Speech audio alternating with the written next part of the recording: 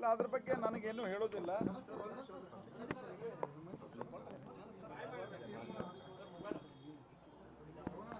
ನಾನು ಈಗಾಗಲೇ ಹೇಳಿದ್ದೇನೆ, ಆ ವಿಷಯದಲ್ಲಿ ನನಗೇನು ಹೇಳೋದಿಲ್ಲ.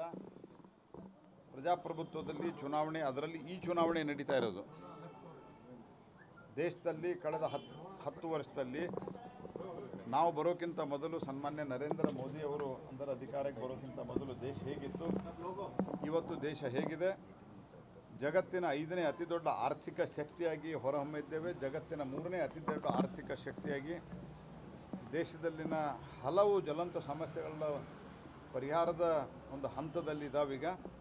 ಇಂಥ ಸಂದರ್ಭದಲ್ಲಿ ಇದು ರಾಷ್ಟ್ರೀಯ ಚುನಾವಣೆ, ನರೇಂದ್ರ ಮೋದಿಯವರ ನೇತೃತ್ವ ಬೇಕು ಅಥವಾ ಇಂಡಿ ಅಲಯನ್ಸಿನ ರಾಹುಲ್ ಗಾಂಧಿ ಇತ್ಯಾದಿ ಅವರ ನೇತೃತ್ವ ಬೇಕು, ಆ ಚುನಾವಣೆ ಇದು.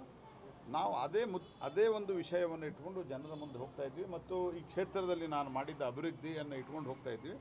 ಉಳಿದಂತೆ ನನಗೆ ಯಾವ ವಿಷಯದ ಬಗ್ಗೆ ಏನು ಹೇಳೋದಿಲ್ಲ. ಇದು ರಾಷ್ಟ್ರೀಯ ವಿಷಯಗಳ ಮೇಲೆ, ರಾಷ್ಟ್ರೀಯ ಒಂದು ಸವಾಲಿನ ಮೇಲೆ, ರಾಷ್ಟ್ರದಲ್ಲಿರುವಂಥ ಸವಾಲಿನ ಮೇಲೆ ಮೋದಿಯವರ ನೇತೃತ್ವ ಮತ್ತು ಇತರರ ಮಧ್ಯೆ ಇರುವಂಥ ಚುನಾವಣೆ. ಹಾಗಾಗಿ ಅದಕ್ಕಿಂತ ಹೆಚ್ಚು ನಾನು ಏನು ಹೇಳಲಿಕ್ಕೆ ಬಯಸಿದೆ.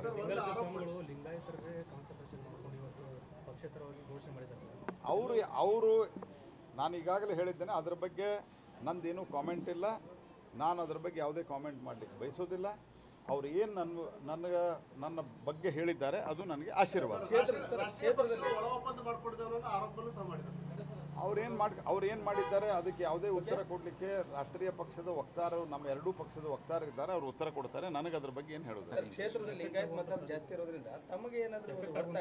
ನೋಡಿ, ಇದು ಜಾತಿಯ ಆಧಾರದ ಮೇಲೆ ನಡೆಯುವ ಚುನಾವಣೆ ಅಲ್ಲ.